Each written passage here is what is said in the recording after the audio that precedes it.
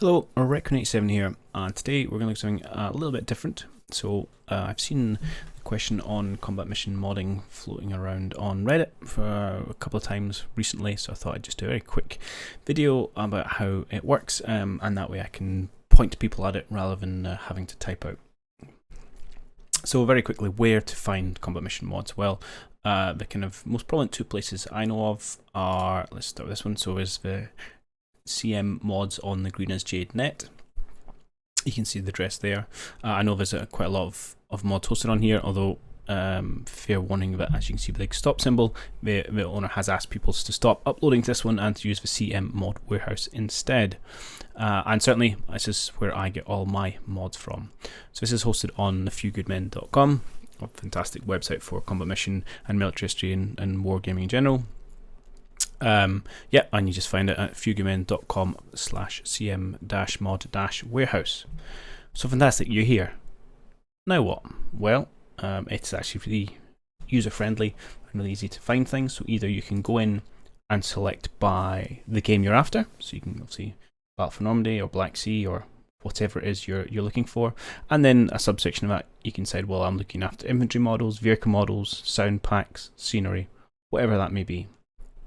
And you can just kind of, I don't know, let's click on sound packs, for example. Change it up and you can have a quick scroll through and see what takes your fancy. It's also got a very good search function. So let's say, oh, you know what? Requin told us to get the high quality sound mod, the HQS mod. So let's have a quick search for that.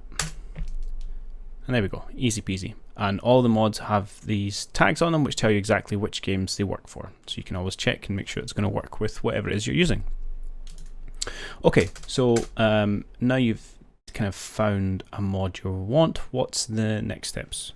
So very easy. You go in, it'll give you a bit of a blurb about it.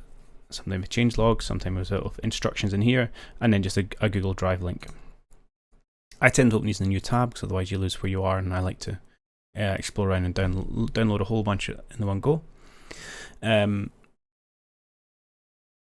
Yep, so often the files are quite large, so you sometimes can't get previews, or it does flash up warnings about viruses and all that stuff, but I wouldn't worry about it. And then you just download it, and that'll drop it into your downloads folder. Simples. Right, I'll quit that because I have this already. So good, so fantastic. You've found a mod you want, you've downloaded it. Now what? Well, as some of them do point out, where you want to go to is your Battlefront library and your game folder, so wherever you've got your game installed. Then within that, you want to go to a folder called Data. And within that, you want a folder labeled Z. Now, you may not have this folder if you've not added any mods in before. I can't honestly remember if it comes as part of installation or not. If it doesn't exist, just create it. Simple. So there you go. And then you can copy the zip file you have downloaded into this file. So obviously there's some stuff in here that I have running already, but let's not worry about that. So I've got two zip files in here, which are good examples. So these are models for the M10 and the M8. So we can use those as a bit of an example. So we've dropped our M10 zip folder in here. Now what? Well, first thing, let's unpack it. Easy peasy. And then if you have a look at the folder that's unpacked, you'll see that almost all these will come with some kind of README. This one is very basic. It simply says, please drop into the DAT folder, which we've done, and delete any previous versions of the mod if you had them. You also have, a lot of them will come with a JPEG file. That's just to show you an example of what it actually looked like. Very nice. And then finally, there's the actual game files, so these BMP files, which is how the game picks up these textures. So you can either leave it as it is, and it'll work fine, or I tend to go through and delete all the extra stuff, just to kind of tidy up the place. And that's it, and that'll now work. When you load up the game, load up an M10, you'll get the modded version. Some of them are slightly, I don't know, more complicated, but have an extra step. And so if we take this M8, for example, so as before, we're going to want to unpack it. And then if we go into this one, we'll see it's got an extra bit as it has a variants folder.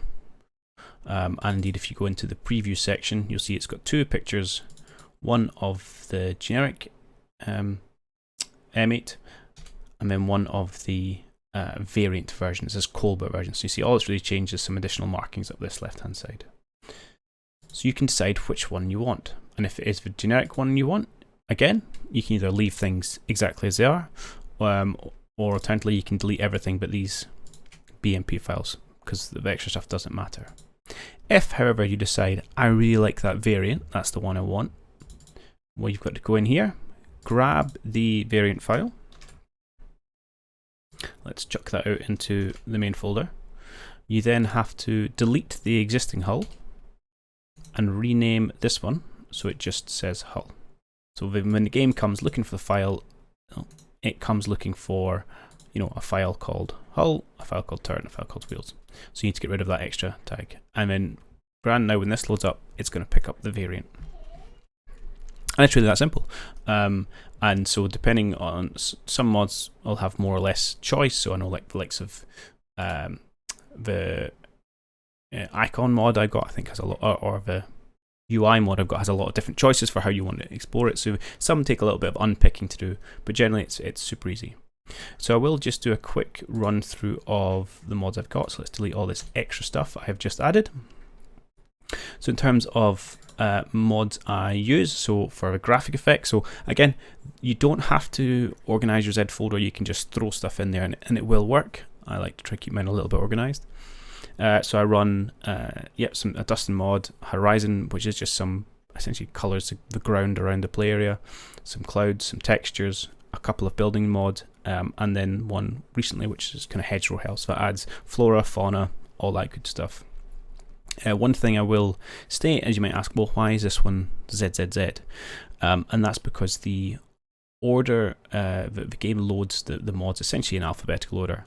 So if you have two conflicting files or two conflicting mods, it picks up whatever is last in alphabetical. So I wasn't sure if some of the files in this mod would actually overwrite some of my textures for Juju texture mod I've got, so I decided I'll throw this one last because that's the one I wanted post. But it does also mean if you accidentally download, I don't know, 4 Panzer IV skins, the game doesn't bother it, it's just only going to pick up the last one and run with it, so you don't have to worry too much about that. As I said, I've got a tweaked UI as well, and for sounds I've just got the all-in-one soundtrack which has a little bit of music at the start of the game. It's high quality sound mod which I highly recommend, which does all sorts of in-game sounds. For unit models I have probably a ridiculous quantity. I have so much stuff done by Aris. He's huge additions to the game he's made, and I've also thrown in a couple of infantry skin mods and some Division Insignia mods, the latest one I've added in there. So feel free to pause it and have a look if you want to see all the ones I've got there. And finally, I've added some geometric icons, so it just changes the symbol above the troops. And that's essentially it. It's that simple. What I will do now is I'll cut away, I'll load up my base game, and then I'll load up a version with all mods, and you can see what kind of difference it makes. Just before I look at the kind of before and after of the mod pick, I did want to jump in and do one other item, and that was of those of you who may have Steam version of the game. So we know that obviously Black Sea and Shock Force 2 are now out on Steam. Same process, but you do have to find the game within your Steam library. So wherever your Steam library is, you go to your Steam Apps folder, you go to Common, find your game, and again, that's the wrong one, find your game, and as before, data, and then create a Z folder. And drop any mods you do have in there. I haven't actually applied any to my Black Sea game yet. But yeah, just in case you are wondering, very same process. You just got to find where that data folder is. Okay, so this is base combat mission, no mods installed, and all I did, I didn't delete all. I just renamed that Z folder to something else, and now the game no longer picks it up. So this is base textures, base units, base UI, and base icons. And then I will flip over to what I actually play with, and you'll see the kind of difference to make. And I think not only can it make it look a lot better, I think you can make it a lot tidier and clearer for the information you're getting. And here we now have the fully modded version of the game. And a couple of probably big differences straight away. The icons being probably the most obvious one, changed from green to blue for the US here, and the Germans have changed from grey to red. And actually there's a big advantage in that. It's much easier to distinguish between these possible contacts and the solid contacts. And you also generally see that the world is just filled in a bit more, looks a bit more vibrant, a bit more detail in the textures. The flora and fauna just are brought to life a little bit more by all these graphical mods, and of course you do end up with a little bit more detail on your unit models when you kind of do zoom in and have a closer look. I've also kind of filled in this horizon again just to make the world feel a little bit more real. I thought we'd just round things out by just having a kind of quick comparison between two photos of the base version on the left and the modded version on the right. So it's obviously identical graphic settings between them, and you can really see the difference it does make when you have a kind of fully modded out game. Like I say, modding is really quick and easy for the combat mission titles, and there's a whole raft of content out there and freely available, and it really does enhance your gameplay experience and kind of really fixes one of the shortcomings of the earlier games, which was definitely their graphical representation. So like I said, this isn't my usual content and usual how-to stuff, but I've seen the question asked a couple of times, so I thought I'd put together a quick video. I hope it has been helpful, and I'll catch you all in the next one.